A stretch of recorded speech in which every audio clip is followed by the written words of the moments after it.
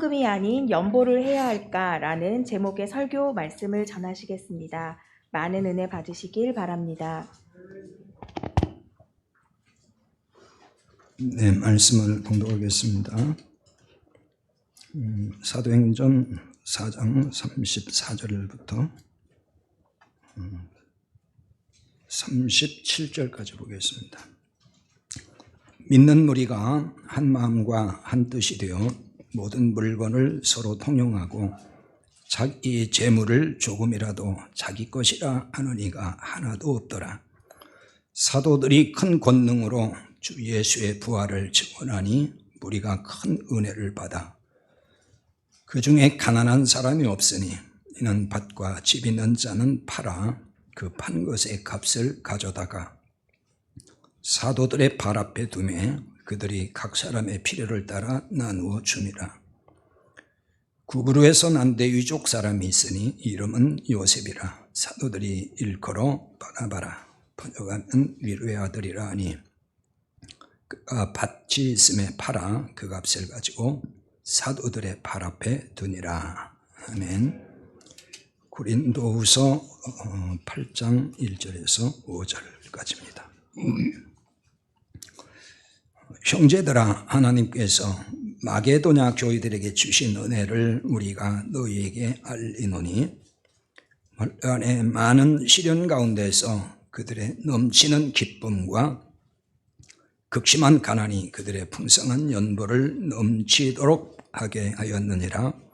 내가 증언하노니 그들이 힘대로 할 뿐 아니라 힘에 지나도록 자원하여 이 은혜와 성도 섬기는 일에 참여함에 대하여 우리에게 간절히 구하니 우리가 바라던 것뿐 아니라 그들이 먼저 자신을 죽게 드리고 또 하나님의 뜻을 따라 우리에게 주었도다. 아멘.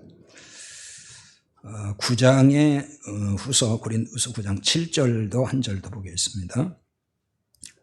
각각 그 마음에 정한 대로 할 것이요 인색함으로나 억지로 하지 말지니 하나님은 즐겨내는 자를 사랑하시느니라. 아멘. 두 주간에 걸쳐서 11조 설교를 했어요. 이해를 좀 하셨나요? 네. 이해만 하면 안 되고 그게 이제 깨달아져야 되고 그게 이제 내 것으로 받아들여져야만 돼요. 아무리 이해를 했어도 그건 그거고 나는 나대로 믿을 거야 이러면은 말씀과 전혀 상관이 없는 것이 되는 것입니다. 11조에 대해서 저도 이번에 다시 이렇게 좀 공부하고 살펴보면서 여기에 그 복음적으로 알아야 될 내용들이 굉장히 많구나. 이것을 새롭게 또 보게 되고 깨달았습니다. 그래서 앞으로도 이거를 좀 많이 11조, 구약에 있는 11조를 통해서 복음을 좀 계속 설명할 필요가 있다는 생각은 가졌어요. 그런데 이걸 계속해서 또 그 11조 설교만 하면은 요즘 시대 사람들은 너무 급해가지고 또 다른 걸 듣고 싶어 하는 것도 있고 그래서 맨날 또 11조 설교만 하시나 또 이렇게 얘기할 것 같아가지고 좀 텀을 두고 시간을 좀 두고 나서 다음 기회에 그 11조에 이번에 설교에서 담지 못했던 내용을 다음 기회에 좀 말씀을 드리도록 하겠습니다. 11조 율법은 말씀드렸듯이 주님의 십자가로 완성이 됐습니다. 따라서 신약성경 어디를 봐도 11조를 하라는 말씀이 나오지 않습니다. 예수님도 말씀하지 아니하셨고 사도 바울도 그리고 다른 서신서에도 이런 언급이 없어요. 이 때문에 11조를 폐지하는 것이 맞다 그 얘기입니다. 그런데도 그래도 11조는 해야 됩니다 이렇게 이제 주장할 분들도 있을 거예요.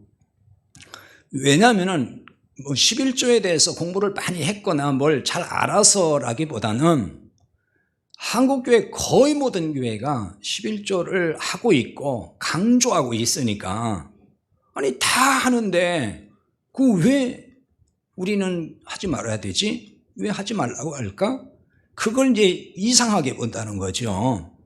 그래서 아마 도대체 무슨 말을 하는지 모르겠다, 모든 교회가 다 하는데 왜 저런 얘기를 할까, 이런 마음에서 받아들이지 못할 분들도 아마 혹 있을 것 같다는 생각도 들어요.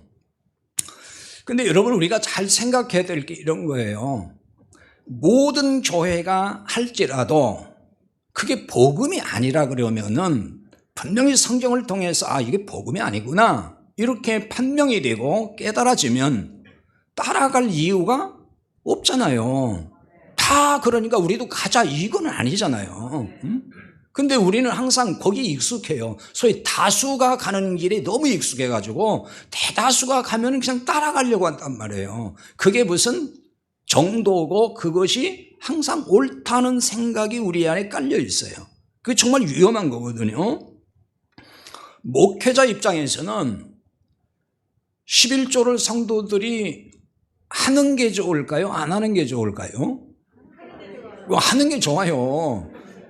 그리고 그거 늘 강조하고 그거 하면 복 받습니다 이렇게 얘기하는 게 목회자 입장에서 훨씬 사실은 편하고 좋아요. 뭐 그래야 교회 재정도 더 든든해질 거 아닙니까? 물론 그렇게 말을 하거나 말거나 안 한 사람 안 하지만은 그래도 할 사람이라도 계속 한단 말이에요. 근데 11조 폐지를 얘기하면은 하던 사람도 이제 안 할 거 아니에요.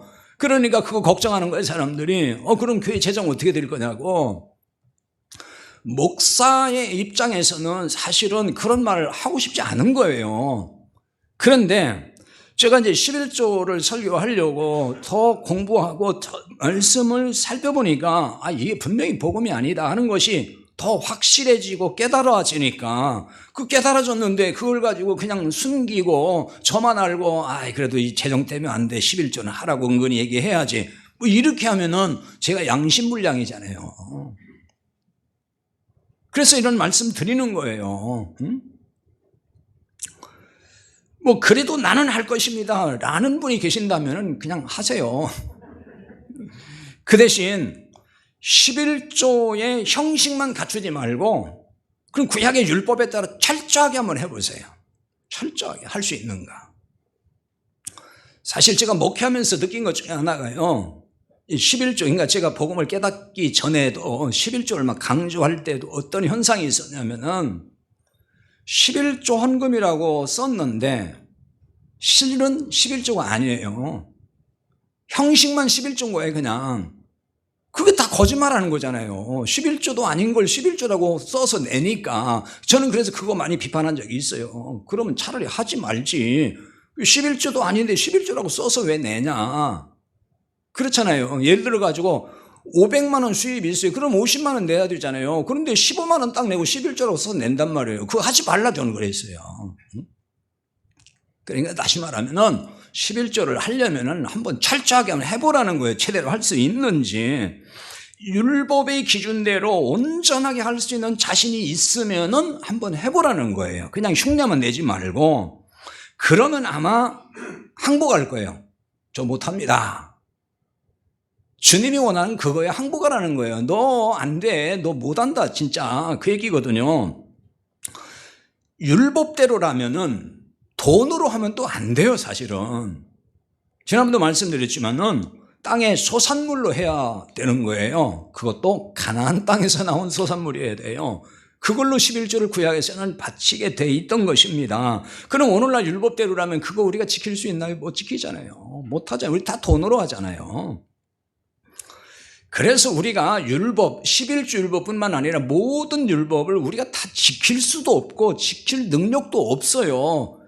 그래서 예수님이 오신 거예요. 그래서 십자가 예수님이 지시고 우리 모든 율법의 점을 다 가져가셔서 그 율법을 이루신 거란 말이에요. 그런데 내가 굳이 그거를 짊어지고 예수님 뭐 하셨을지라도 제가 그냥 나머지 또 짊어지고 가겠습니다 이러면은 그거 뭐예요? 예수님 십자가의 죽음을 헛되게 만드는 것이 된다, 그 얘기입니다. 자, 오늘은 그 지난주 예고한 대로 연보에 대해서 좀 말씀을 살펴보겠습니다. 오늘 이 부분도 집중해서 잘 들어야 이해가 되실 수 있어요. 우리말 성경에 헌금이라고 번역한 용어가 있을까요, 없을까요? 없어요. 많이 있을 것 같죠? 우리 다 헌금이라고 하니까. 근데 없습니다. 구약 성경에는 주로 헌물, 예물, 제물 이런 용어가 나오는데 이게 전부 제의적 용어예요. 제의적 용어라 하면 성전에서 제사할 때 사용하는 용어를 말하는 거예요. 신약에는 누가복음 21장 1절과 4절에 헌금이라고 번역, 그러니까 우리말 성경을 말하는 겁니다. 그 헌금이라고 번역된 말이 거기 딱 2번 나와요. 그건 어떤 상황이었냐면은 헌금을 해야 된다, 헌금을 강조하는 말씀에서 나온 것도 아니고 예루살렘 성전에 그 연복궤가 있다 그렇게 나와요. 거기도 헌금궤가 아니고 연복궤가 있는데 거기에 헌금을 넣었다, 또 혹은 돈을 넣었다 이렇게 나옵니다. 여기서 헌금은 히브리어 성경, 즉 히브리 말에 제물, 헌물, 예물 이것을 헬라어로 번역한 데서 나온 단어예요. 그걸 이제 보통 70인역이라고 하는데요. 그 설명하지 않겠어요. 괜히 어려운 얘기할 거 없으니까. 아무튼 그 헌금으로 우리말에 번역된 그 원래 그 헬라어의 단어가 구약에서 나온 거를 번역한 거예요. 근데 그거를 헌금, 우리말 성경에서 이제 헌금으로 번역한 겁니다. 역시 그러니까 이것도 구약의 제의적 용어인 것입니다. 성전에서 연복궤 헌금을 넣은 것을 기록한 그 내용 외에는 헌금이라는 용어도, 그 다음에 헌금하라는 말씀도 없어요. 성경에 없어요. 찾아보면은 한번 다 샅샅이 뒤져보세요. 이렇게 말하면은 아마 또 이런 반문을 할 수 있어요.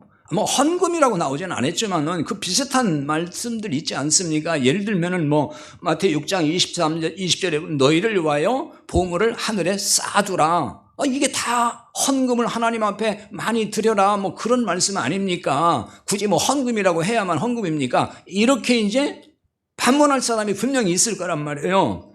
근데 이 말씀은 우리가 생각하는 그런 어떤 헌금을 의미하는 게 아니에요. 그런 뜻이 아닙니다. 헌금을 잘 하라는 말씀이 아니란 말이에요. 보물을 하늘에 쌓는다는 의미에 대해서는 아마 제가 전에 한번 설교한 적이 있어요. 그 설교 찾아서 한번 보시면은 그게 무슨 뜻인지 아실 거예요. 또 바울 서신에도, 그 다음에 바울 서신이 아닌 소위 일반 서신, 다른 서신서에도 헌금이라는 용어가 나오질 않아요. 즉 우리말로 번역된 게 없다는 얘기예요. 그 대신 바울 서신에만 연보라고 나와 있어요. 그나마 다른 서신서에도 연보도 안 나와요. 그런데 왜 헌금이란 용어를 쓰게 되었는지 저도 잘 모르겠어요. 왜냐하면 저도 이번에서야 이제 11조를 공부하고 그 다음에 헌금에 대해 설교를 해야 되니까 한번 저 나름대로 또 성경을 살펴보고 공부를 했단 말이에요. 근데 아무리 찾아봐도 헌금이라는 용어가 너무 익숙하잖아요. 저도 그렇고 여러분도 그렇고 항상 헌금한다 그러잖아요. 저도 지금껏 그렇게 써왔고, 그래서 성경에 그와 관련된 말씀이 얼마나 있을까, 헌금이라는 용어는 얼마나 있을까 찾아봤더니 없어요.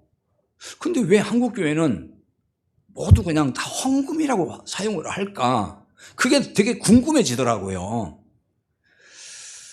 그래서 이번에 이제 공부를 하면서 알게 됐어요. 그래서 이게 참 공부라는 거는 죽을 때까지 공부를 해야만 되겠구나 이런 생각이 든 거예요. 그냥 안다고 해서 아는 게 아니고 또 익숙해진 것이 다 맞는 것도 아니고 때로는 잘못 알고 있는데 잘 아는 것처럼 스스로 착각해서 살아갈 수 있고 신앙생활을 이렇게 할 수가 있단 말이에요.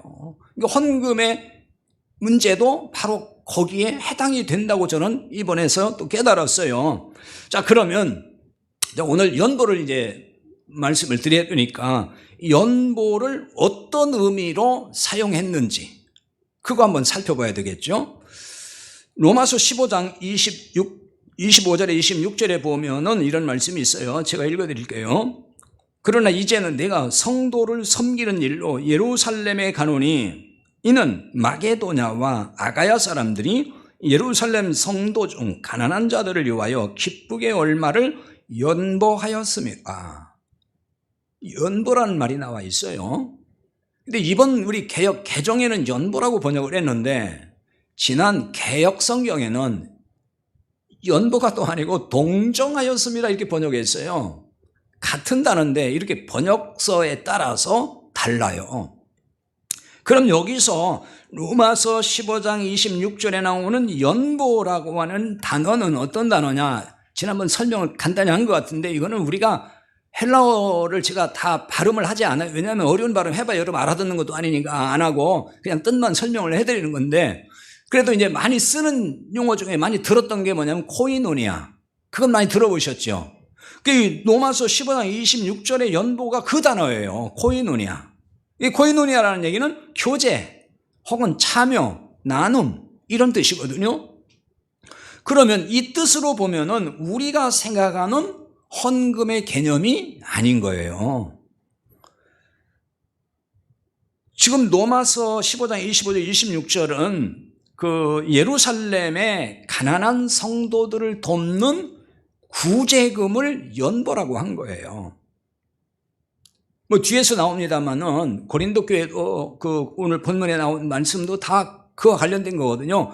유대에 이제 기근이 들었어요. 그래서 예루살렘 교회 성도들이 굉장히 어려워졌어요. 궁핍해지고. 그래서 그 소문이 나면서 이방 지역의 교회들이 예루살렘 교회 성도들을 돕는 소위 구제 연금을 했어요. 이 구제금을 이제 걷어가지고 연보를 했단 말입니다. 그 다음에 고린도전서 16장 1절에서 2절에 보면은 성도를 위하는 연보에 관하여는 내가 갈라디아 교회들에게 명한 것 같이 너희도 그렇게 하라. 매주 첫날에 너희 각 사람이 수입에 따라 모아두어서 내가 갈 때에 연보를 하지 않게 하라. 거기 연보라는 단어가 지금 2번 나옵니다. 이 연보를 할 때에 즉흥적으로 하지 말고 준비했다가 하라. 그런 교훈이거든요. 거기 전후 사정에 설명은 하지 않겠습니다. 그럼 여기서 연보는 앞에 로마서에서 언급했던 연보와 같은 단어냐? 단어가 달라요. 원문 단어가 다르다 그 말입니다. 여기 연보는 우리말의 연보라는 뜻과 일치해요. 기부금 그런 뜻입니다. 기부금, 모금한다, 수금한다 할 때 그런 뜻으로 쓰는 단어입니다. 우리말의 연보도 기부금이란 뜻이거든요. 그럼 이 또한 우리가 생각하는 헌금의 개념과 다르잖아요. 같지 않지 않습니까? 그러니까 누군가를 돕기 위해서 기부하는 것을 연보라고 했어요. 그 다음에 오늘 읽은 본문에 고린도서 8장 2절에 보면은 환난의 많은 시련 가운데서 그들의 넘치는 기쁨과 극심한 가난이 그들의 풍성한 연보를 넘치도록 하게 하였느니라. 연보가 또 나왔죠. 여기서 연보는 앞에서 언급된 연보와 단어가 또 달라요. 또 다른 단어를 쓰고 있습니다. 우리말은 똑같이 연보라고 번역을 했지만은 여기 단어는 순진, 성실, 정직함, 너그러움 이런 뜻을 가지고 있는 단어예요. 그럼 이 단어의 뜻은 인정을 베푸는 너그러움으로 그렇게 보는 단어예요. 그렇게 뜻을 해석해야 돼요. 인정이 있어서 어려운 사람에게 너그럽게 베푼다. 그런 의미인 거예요. 그걸 우리말로 연보라고 했습니다. 그럼 이 또한 하나님께 우리가 헌금한다 할 때 헌금의 개념과는 다르잖아요. 달라요. 그 다음에 고린도후서 9장 5절에도 연보라는 단어가 나오는데 이 단어 또 다른 단어예요. 우리말은 다 연보인데 단어가 달라요. 여기 연보는 축복, 그 다음에 칭찬 그런 뜻이 있습니다. 이 단어도 우리가 생각하는 헌금의 의미와는 분명히 달라요. 남을 축복하고 돕는 의미에서 사용한 용어예요. 이렇게 서로 다른 4가지 단어를 우리말 성경에 연보라고 번역을 했어요. 전통적으로 알고 있는 헌금의 의미와는 많이 다른 거죠. 다른 용어예요, 분명히. 그나마 이곳 외에는 또 연보란 용어로 번역된 말도 없어요. 여기 지금 소개한 거기만 딱 나와요. 연보란 말도. 이런 현상을 어떻게 이해를 해야 할까 하는 부분입니다. 자, 전통적으로는 교회에서 연보로 번역한 이 말을 헌금의 개념으로 이해를 했습니다. 저도 그렇게 이해를 했어요. 그렇게 써먹었고, 저도 그동안 이제 별다른 생각 없이 어릴 때부터 들었던 익숙한 말인데다가 늘 교회에서 헌금 그러니까 연보라고 있어도 거기에 대해서 별 공부할 생각하지 않고 아마 그게 연보가 헌금인가 보다 이렇게 그냥 이해하고 살펴보지를 않았다는 거예요.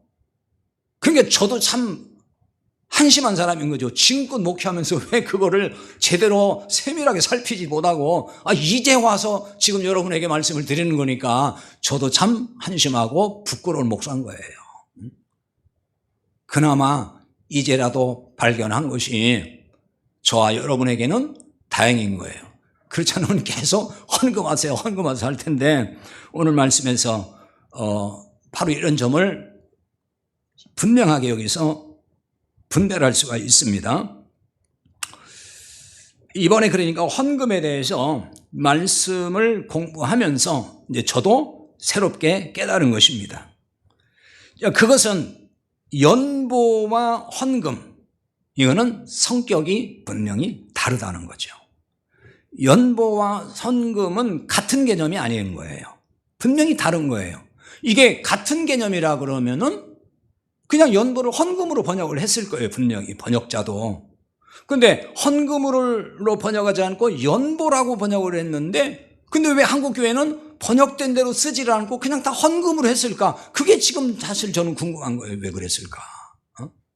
번역된 대로도 안 쓰니까요.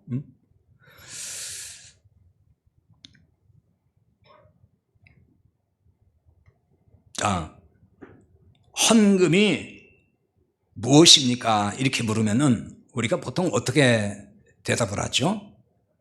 하나님께 바치는 물질이라고 대답을 할 거예요. 헌금의 금이 뭐예요? 물질이잖아요. 돈이잖아요. 물질을 하나님께 드리는 게 헌금인 거예요. 그 글자 그대로 하면은. 그러니까 우리는 그거를 하나님께 드리는 것, 그래서 헌금, 하나님께 헌금한다 이렇게 생각을 하고 사용을 분명히 해왔습니다. 말씀드린데도 저도 그렇게 생각을 했고 저도 그렇게 사용을 했어요. 그러나 헌금을 공부하면서 생각이 바뀌었어요. 이게 아니구나. 이제 깨달았으니까. 깨달으면 바꿔줘야 되는 거예요. 깨닫기만 하고 안 바꾸면 아무 소용이 없습니다. 그래서 뭘 깨달았느냐면요. 하나님이 받으시는 거는 물질이 아니다. 그거 깨달았습니다. 하나님 받으신 건 물질이 아니다. 왜냐면요. 그 이유가 있어요. 하나님은 이미 우리 자신을 받으셨기 때문입니다. 하나님께 우리는 바친 사람인 거예요. 그게 구원받은 사람이에요. 진정 구원받은 사람은 하나님이 받으신 사람인 것입니다. 이것을 베드로전서 2장 9절에 보면은 하나님의 소유가 된 백성이라고 합니다. 누구 소유예요? 하나님의 소유예요. 그래서 하나님께 드려진 자라 그 말입니다. 우리 자신이 하나님의 것이에요.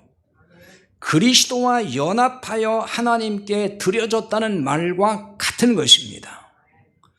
이것을 에베소 2장 6절에 보면은 그리스도 예수 안에서 함께 하늘에 앉히시고라고 말씀을 해요. 우리가 지금 하늘에 앉혀진 게 아니잖아요. 현재 여기 있잖아요. 근데 구원받은 사람은 뭐냐? 그리스도와 연합해서 그리스도와 함께 있기 때문에 그리스도 예수님이 부활하셔서 승천하셨잖아요. 그래서 하나님 보좌 우편에 앉아 계신다고 우리가 다 그렇게 고백하잖아요. 그러니까 그리스도와 함께 우리도 하늘에 앉힌 바가 됐다는 거예요. 그게 뭐냐? 하나님께 우리가 이미 드려진 자가 됐다. 그 얘기를 하는 거예요.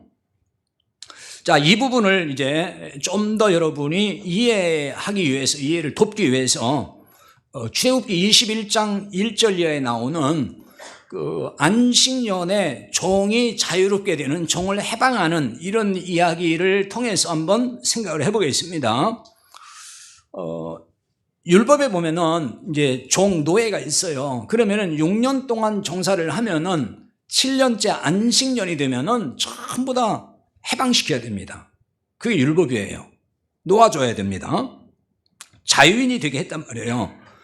자, 그런데 어느 집에서, 어느 가정에 종이 있습니다.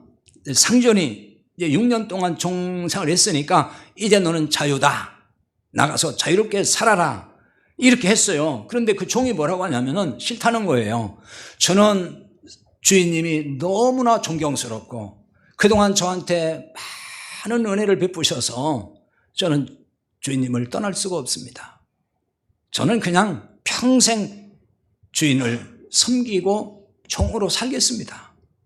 이런 경우가 나온다는 거예요. 그럴 때에는 종신토록 그냥 종으로 있어도 된다. 율법에 그렇게 돼 있어요. 물론 이제 그 절차가 있긴 하지만은 아무튼 그렇게 해서 평생을 자원해서 종으로 있는 사람이 있었던 거예요. 그럼 종은 상전의 소유잖아요. 종은 상전의 소유예요. 그런데 이 종이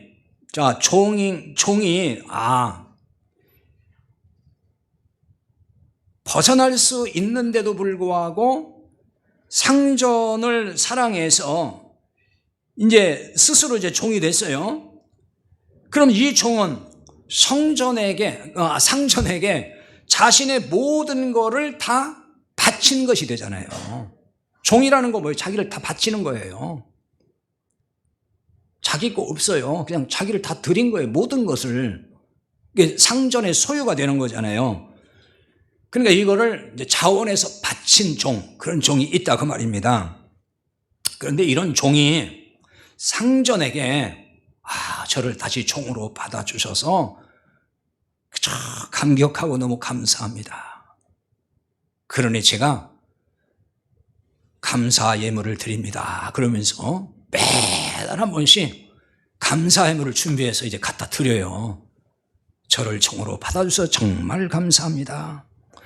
그러면 그 상전이 그걸 보고서 너무너무도 감개무량해서 참 너 좋은 종이다. 너무너무 너 정말 사랑스럽다. 그러면서 고마워하면서 그 돈을 받을까요? 안 받을까요? 여러분 같으면 받겠어요? 안 받겠어요? 받을 것 같으니 다들. 그거 받으면 그거 정말 악덕상전이에요. 왜 그러죠? 받을 이유도 없고 받아서 안 되는 거예요. 왜냐면은 어차피 종은 자기 거예요. 그럼 종의 돈은 누구 거예요? 그것도 내 거예요. 그걸 가지고 와서 뭐 감사하다고 하면은 그게 무슨 의미가 있냐고요. 종의 것인데, 아니 주인 건데. 그렇기도 하지만은 종은 전적으로 상전을 위해서 사는 사람인 거예요. 그러니까 그게 별 의미가 없다 그 말입니다. 왜? 나 자신을 다 드렸으니까. 무슨 뭐 예물 하나 준비해가지고 갖다 바친다고 해서 주인이 막 상전이 감격해서 막 칭찬하고 그럴 일이 아니다 그 말이에요. 이거는 마찬가지인 거예요. 우리가 하나님의 소유라면은 우리의 모든 것도 하나님의 소유입니다. 다 하나님의 거예요. 그 하나님께 우리가 무슨 수천억 원을 바치면은 하나님이 막 감동하셔서 눈물까지 흘리시면서 정말 너 대단하다, 대단해, 내가 정말 이제 복 줄게, 뭐 그러실까요? 수천억을 바치니까 하나님 감동하실까요? 그거는요 다 인간의 생각인 거예요. 수천억이 인간의 눈에는 굉장히 크게 보이지만 하나님 앞에는 그거 아무것도 아닌 것들이 전부 다. 이미 가장 중요한 우리 자신을 하나님이 받으셨기 때문에 나머지는 이제 다 받으신 것과 같은 거예요. 그러니까 하나님은 우리 자신으로 족하게 여기신다는 거예요. 그래서 다른 거를 원하지 않습니다. 사도행전 17장 24절에서 25절에 보면 이런 말씀이 나와요. 우주와 그 가운데 있는 만물을 지으신 하나님께서는 천지의 주제시니 손으로 지은 전에 계시지 아니하시고 또 무엇이 부족한 것처럼 사람의 손으로 섬김을 받으시는 것이 아니니 이는 만민에게 생명과 호흡과 만물을 친히 주시는 이심이라. 이렇게 말씀한다고요. 하나님은 우주 가운데 있는 만물을 지으셨고 또 천지의 주제시다. 그래서 손으로 지은 소위 인간이란 성전이라는 곳에 하나님 계시지 않는다는 거예요. 근데 사람들은 하나님의 집이라고 짓잖아요. 성전이라고. 하나님 거기 사시라는 거예요. 하나님 왜 거기 사셔야 돼요? 그게 사람 생각이 그러니까. 근데 하나님 그게 거기 안 계신다고 말씀하잖아요. 또 무엇이 부족한 것처럼 사람 손으로 섬김을 받으시지 않는다는 거예요. 왜냐? 만민에게 생명과 호흡과 만물을 친히 주시는 이시기 때문에. 하나님은 인간에게 야, 너 나한테 돈 좀 바쳐라. 너 뭐 좀 바쳐라. 그래가지고 그걸로 막 기뻐하시고 그걸로 섬김을 받는 분이 아니라는 거예요. 그런 하나님이라면 그건 너무 치사한 하나님이라는 거예요. 저 이방 잡신들이나 그런 거 받고 달라고 그러는 거지. 하나님은 그냥 돈 바치라고 안 한다는 거예요. 왜냐? 하나님은 생명도 주시고 호흡도 주시고 만물을, 이 만물이라는 건 모든 그 말이에요. 모든 걸 친히 주신다. 이게 이제 주신다는 얘기가 이 말의 단어가 이게 선물을 준다 그런 의미예요. 하사한다. 하나님이 그냥 다 주신다는 거예요. 우리가 이 세상 모든 거 다 거저 누리고 있지 않습니까? 다 거저 누리고 있잖아요. 그렇게 하나님이 다 그런 거 그저 주는 분인데 뭐가 부족해서 야, 돈 좀 가자 이렇게 하냐 그거예요. 돈 좀 바쳐라. 그거 안 한다 그 얘기입니다. 우리는 물질을 하나님께 바치면은 하나님이 그 물질을 받으신다고 소위 생각을 해요. 저도 그렇게 생각을 했어요. 저는 안 했다는 얘기가 아니에요. 저도 그렇게 생각을 했어요. 근데 곰곰이 말씀을 깨닫고 이 복음을 깨닫고 보니까 그게 우리 생각이구나. 그게 순전히 인간 생각이다 하는 거예요. 하나님은 물질이 아니라 우리 자신을 받으셨단 말입니다. 그게 다 받으신 거예요. 그러니까 우리 자신을 받으셨다는 얘기는 다 받으셨다는 얘기예요. 또 이렇게 말씀을 드려도 그래도 예배 중에 헌금하면 하나님 받으시지 않겠어요? 분명히 또 그럴 분도 있다고. 로마서 12장 1절 하반절에 보면은 너희 몸을 하나님이 기뻐하시는 거룩한 산 제사로 드리라 그랬어요. 너희 몸, 너희 자신을 하나님께 드리라 그랬지 내 돈 좀 가져라 그렇게 안 했단 말이에요. 돈을 갖다 바쳐라 그렇게 말씀 안 했다 그 말입니다. 그러면 이제 이런 또 의문이 생기고 약간 반문 혹은 속으로 조금 반발도 생길 거예요. 그럼 헌금하지 말라는 거예요? 하지 마세요. 아니 한 2주간은 11조도 하지 말라더니 오늘도 헌금도 하지 말라네. 우리 목사 이거 요새 좀 잘못된 거 아니야? 갈수록 이상하네. 이제 그런 생각이 들지도 몰라요. 여러분 저를 보시면 알지만은 저 전혀 잘못된 게 아니고 정신이 또렷하고 아무 이상이 없습니다. 제가 잘못되거나 이상해진 게 아니라 지극히 지금 정상적인 설교를 하고 있는 거예요. 그러니까 저도 이제서 깨달아가지고 하는 거예요. 그러니까 이상한 거죠. 사실 여러분들 왜 그동안 그런 얘기 안 했는데 왜 오늘따라 저러는가? 죄송하지만 저도 이제 최근에 이제 깨달은 거를 여러분과 나누는 겁니다. 이게 참 제가 부족한 거죠. 그걸 이제서 깨달았으니. 아무리 성경을 살펴봐도 돈을 하나님께 바치면은 하나님이 그걸 기쁘게 받으신다는 말씀이 없어요. 그 대신 헌금이 아닌 연보를 하라고 가르치고 있다는 얘기예요. 그 연보란 그건 뭐냐? 하나님께 드려진 자가 우리가 드려졌잖아요. 헌신이 그래요. 우리가 드려진 자가 하나님의 영광을 위해서 돈을 쓰는 거예요. 그게 연보예요. 그러니까 하나님의 소유를 가지고 하나님의 기쁘신 뜻대로 돈을 쓰는 거라 그 말입니다. 그러니까 청직이라고 그러잖아요. 청직이라는 게 뭐예요? 주인의 모든 소유를 관리하는 사람이에요. 그리고 주인의 뜻을 따라서 그걸 자기가 관리하고 쓸 때 쓰고 다 그런 거란 말이에요. 우리가 청직 인생을 사는 거예요. 그러니까 이건 분명히 헌금의 성격과는 다르다 그 얘기입니다. 이건 헌금의 성격과는 다른 거예요. 자, 이를테면은 물질을 교회 공동체에 내놓아서 복음을 위해서 사용하도록 하는 거예요. 그러면 또 이런 생각이 들 거예요. 그러면 뭐 헌금이나 연보나 뭐 그게 그거지 뭡니까? 뭐 굳이 뭐 그걸 이렇게 나눠가지고 뭐 성격이 다르다고 해야 됩니까? 또 그렇게 아마 묻고 싶은 분이 분명히 있을 거예요. 자, 헌금은 말씀드렸듯이 글자 그대로 말하면 뭐예요? 하나님께 드리는 물질이에요. 하나님께 드리는 물질. 하지만 하나님은 물질을 받아요, 안 받아요? 안 받으신다는 거예요. 안 받는다고 말씀해요. 그 연보는 뭐냐? 하나님 나라를 위해서 혹은 복음을 위해서 돈을 사람에게 내놓는 겁니다. 그러니까 필요한 사람을 위해 쓴다 그 말이에요. 영혼을 살리고 또 구원하는 일을 위해서 돈을 사용하는 것, 그것이 연보예요. 이런 일을 위해서 구제도 하고 주님의 사랑으로 섬기는 일을 하는 거예요. 우리에게 하나님이 관리하라고 맡겨주신 물질을 가지고. 그게 청지기예요. 사도행전 4장 34절 35절까지 읽었죠. 그 중에 가난한 사람이 없으니 이는 밭과 집 있는 자는 팔아 그 판 것의 값을 가져다가 사도들의 발 앞에 두매 그들이 각 사람의 필요를 따라 나누어 줌이라. 이렇게 말씀했어요. 지난번에 간단히 한번 설명을 했는데요. 예루살렘 교회 성도들이 밭과 집을 팔아서 판 것의 값을 사도들의 발 앞에 두었다 그랬어요. 하나님께 바쳤다고 하지 않았다 그 말입니다. 하나님께 바쳤다고 안 했어요. 이게 무엇을 의미하는지를 우리가 깨달아야 되는 거예요. 그 사도들의 발 앞에 둔 것이나 하나님께 바친 것이나 그게 그거 아닙니까? 또 이렇게 이제 질문하고 싶죠. 그게 그거 아니냐고. 그게 그거 아니에요. 분명히 다른 겁니다. 자, 당시 성도들이 하나님께 바치는 걸 몰라서 사도들의 발 앞에 두었을까요? 당시 예루살렘 교회 성도들은 유대인들입니다.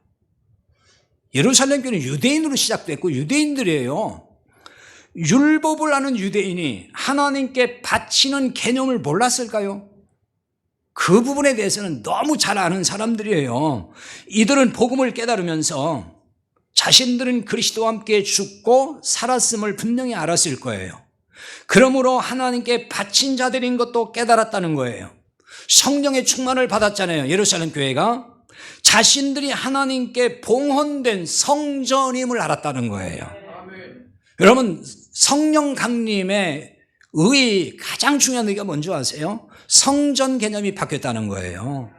성령 하나님이 우리 안에 임하심으로, 성도들 마음에 임하심으로 이제 건물이었던 성전은 무너지고 새로운 성전, 우리가 성전이 됐다는 얘기예요. 그러니까 우리 몸이 성전이니까 성전을 하나님 앞에 봉헌한 거예요. 이게 신약시대 봉헌인 거예요. 성전 봉헌. 건물을 성전이라 쳐놓고 하나님께 봉헌 예배 드리는 거는 그거는 복음이 아니고 율법에 또 했던 거란 말이에요. 그걸 봉헌한다고 하면 큰 오류를 범하는 거예요. 진정한 봉헌은 성전, 우리가 하나님 앞에 드려진 걸, 그걸 말하는 것입니다. 이 때문에 은혜 시대에는 물질이 하나님께 봉헌물이 이제 될 수 없다는 거예요. 물질은 하나님께 봉헌할 수 있는 가치가 이제 아니라는 겁니다. 그래서 사도들의 발 앞에 두어서 하나님 나라 공동체를 위해서 사용했다는 얘기예요. 그러면 나를 하나님께 봉헌했으니까 그럼 이제 돈을 하나님께 바칠 필요 없다는 말일까? 이런 생각 들죠? 바칠 필요 없다고 돈을 사도들 앞에 발 앞에 두지 않으면은 그러면 그 사람은 뭐냐? 자신을 봉헌한 사람이 아닌 거예요.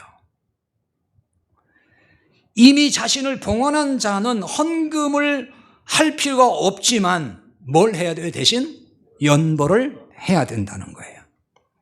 그러니까 이미 자신을 하나님께 봉헌한 사람은 연보하는 걸 아까워하지 않습니다. 예루살렘 교회 성도들이 바로 이거를 모델로 보여준 거예요. 이들은 밭과 집을 판 것에 11조를 바친 게 아니고 그냥 그걸 다 바쳤어요. 우리한테 그럼 집 팔으라고 하는 얘기인가? 집 팔으라고 안 할 거니까 걱정하지 마세요. 팔라고 해도 뭐 팔 분도 안 계시겠지만. 자, 예루살렘 성도들은 말씀드리는 유대인들이에요. 율법의 11조를 잘 아는 사람들이에요. 유대인들이거든요. 그리고 율법의 11조가 이제 그리스도의 십자가 죽음으로 폐지된 것도 예루살렘 교회 성도들은 알았을 거예요. 물론 이런 해석과 견해도 있어요.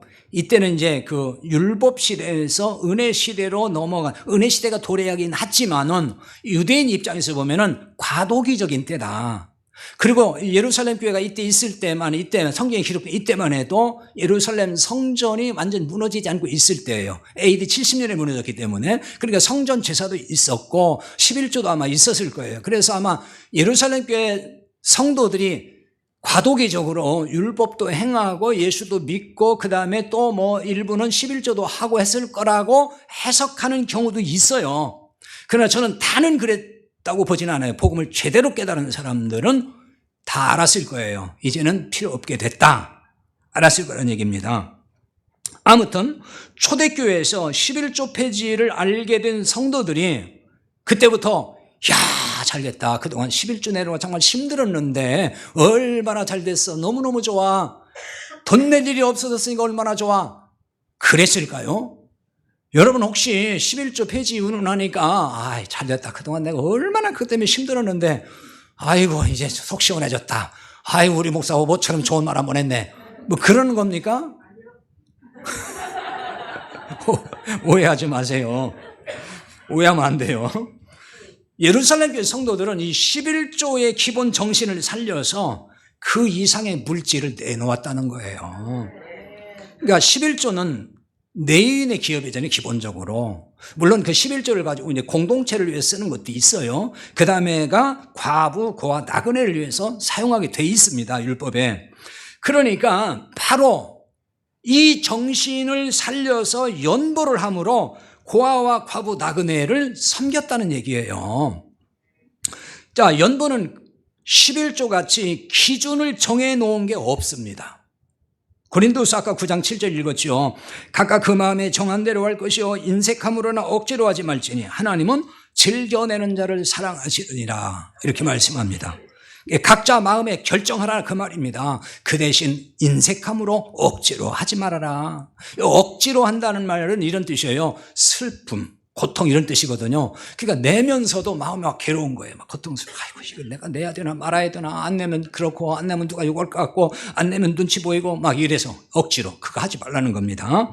하나님은 즐겨내는 자를 사랑하시느니라 그랬어요. 또 이 말씀을 보고서 이렇게 오해하면 안 됩니다. 막 즐겨내는 자, 하나님이 즐겨내는 자를 사랑한다고 하지 않았냐고 물질 내라는 얘기 아닙니까? 이거는 하나님께 헌금을 이렇게 하라는 말씀이 아니에요. 즐거운 마음으로 헌금하면 하나님이 사랑한다 그 말이 아니고요.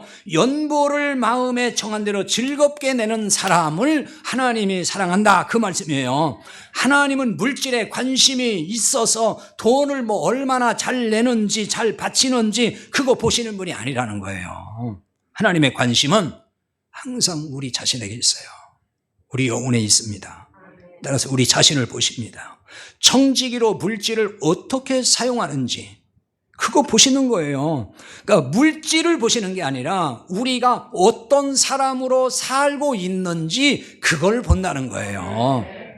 11조 폐지를 말하면은 이제 교회 재정에 큰 타격이 올 것을 걱정하는 분들이 분명히 있어요. 여러분 중에도 아마 속으로는 그런 걱정을 하실 거예요. 그런데 11조가 있어도 교회 재정이 어려울 때는 어려워요 보니까. 이거는 11조와 상관은 있을 것 같지만 물론 조금 타격이 있을지는 모르겠어요. 그런데 그게 걱정이 되면은 연보를 많이 하시면 돼요. 자, 11조는 율법이에요. 분명히 율법이기 때문에 여기에 묶이면요 율법주의 신앙이 되는 것이고 거기 머무는 거예요. 근데 율법주의 신앙의 특징이 뭐냐면요 그 이상을 못 벗어나요. 그러니까 11조를 뛰어넘는 신앙생활을 못하더라는 얘기예요. 그것이면 딱 끝나요. 그냥 자기 할 일 다 했다고 생각한다는 거죠. 그러니까 은혜의 복음을 깨닫고 변화되면은 예루살렘 성도들 같이 변화가 일어나요. 달라진다는 거예요. 그래서 하나님 나라를 위한 일이라면은 얼마든지 물질을 내놓는다는 거예요. 그러니까 연보를 얼마든지 한다는 거예요. 물질은 이미 발 아래에 있으니까. 물질이 내 마음에 있는 게 아니에요. 머리 위에 있는 거 아니에요. 그러니까 발 아래에 있으니까 이건 아무것도 아닌 거예요. 그러니까 하나님 나라 위해서 필요하다면 자유하게 내놓을 수 있다는 얘기입니다. 근데 여러분, 예루살렘 교회 성도들만 그랬던 건 아니에요. 마게도냐 교회 성도들에게서도 이런 모습 볼 수 있어요. 그게 오늘 소개한 본문에 읽은 말씀이 2절 3절입니다. 환난의 많은 시련 가운데서 그들이 넘치는 기쁨과 극심한 가난이 그들의 풍성한 연보를 넘치도록 하게 하였느니라. 내가 증언하노니 그들이 심대로 할 뿐 아니라 심에 지나도록 자원하여. 자, 이 말씀 잘 보세요. 이 말씀만 살펴봐도 마게도냐 교회 성도들이 어떤 형편에 그 당시 처했는지를 알 수 있어요. 얼마나 고단하고 힘겹게 살았을지 충분히 짐작할 수 있는 내용이 여기 담겨 있어요. 이들은 환난의 많은 시련을 겪고 있었습니다. 게다가 극심한 가난에 쪼들리는 생활을 했다는 거예요. 그런데 풍성한 연보를 넘치게 했다 그래요. 심에 지나도록 했다는 거예요. 이해가 만들 겁니다. 이들이 한 풍성한 연보는 예루살렘 교회 성도들을 위해서 사실은 한 거예요. 아까 말씀드린 대로 유대 기근이 들어가지고 예루살렘 교회 성도들이 굉장히 궁핍해졌어요. 아주 어려워졌던 것 같아요. 그래서 이방 지역의 교회들이 연보를 해서 보낸 겁니다. 그러니까 이 소식을 마게도냐 성도들이 듣고서 연보를 했는데 넘치도록 했다는 말이에요. 그래서 이 부분에 대한 설명이 좀 필요한데 오늘 말씀 못 드리고 다음 주 설교에서 좀 할 겁니다. 아무튼 초대교회 성도들은 연보를 했다는 거예요. 연보를 했습니다. 헌금이 아닌 거예요. 앞서 살펴본 대로 헌금을 하라는 말씀이 없어요. 연보를 하라고 나와 있어요.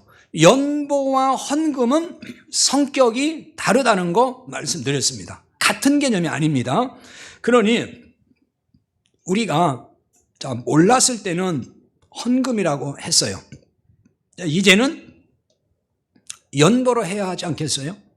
몰랐을 때는 그렇게 했어도 저도 똑같으니까요. 똑같이 그렇게 했었는데 이제 그래서 연보로 할 거예요. 그러니까 여러분도 그렇게 했으면 좋겠다는 거예요. 그걸 또 이거는 자발적으로 해야 됩니다. 이게 연보의 정신이에요. 나아가서 더 제가 원하는 거는 무명으로 했으면 좋겠다. 이름 쓰지 말고 하세요, 이제. 왜냐하면요, 그 이유에 대해서는 다음 주에 좀 설교를 통해서 조금 더 설명을 할 건데요. 가끔 보면 이런 게 있어요. 어떤 성도들이 가끔 이제 그래도 좀 비교적 큰 금액 액수를 이렇게 내놓잖아요. 그러면 저도 모르는데 교회에 소문이 쫙 퍼져 있어요. 난 그 이유를 모르겠어요. 왜 그 소문이 퍼지고 있는지. 그리고 가끔 보면은 누구는 권사인데 장로인데 헌금도 안 했다더라 이런 얘기 자꾸 퍼지고 정말 듣기에도 민망하고 은혜롭지도 않아요. 그러니까 그냥 무명으로 하나님 앞에서 내 신앙 양심대로 그랬으면 좋겠다는 거예요. 그래서 우리 교회는 앞으로는 이제 무명으로 그냥 헌금하고 이제 11절 없는 거예요. 연보로 하고. 그래서 그 구체적인 이제 그 대안으로서 헌금 봉투 사용하는 법에 대해서는 별도로 설명을 해드리겠습니다. 자, 이번 기회에 우리가 돈에서 자유하고 연보에서 자유하면 좋겠어요. 그래서 누가 연보를 하든지 하지 않든지 그런 거 신경 쓸 거 없어요. 내가 할 도리만 하면 되는 것이고 내 신앙 양심에 부끄럽지 않게 우리가 하나님 앞에서 살아가면 되는 거 아니겠냐 그 말입니다. 그래서 우리가 예배에도 정말 자유함이 있고 평안함이 넘치는 이런 신앙생활이 될 수 있기를 바랍니다. 같이 기도하겠습니다.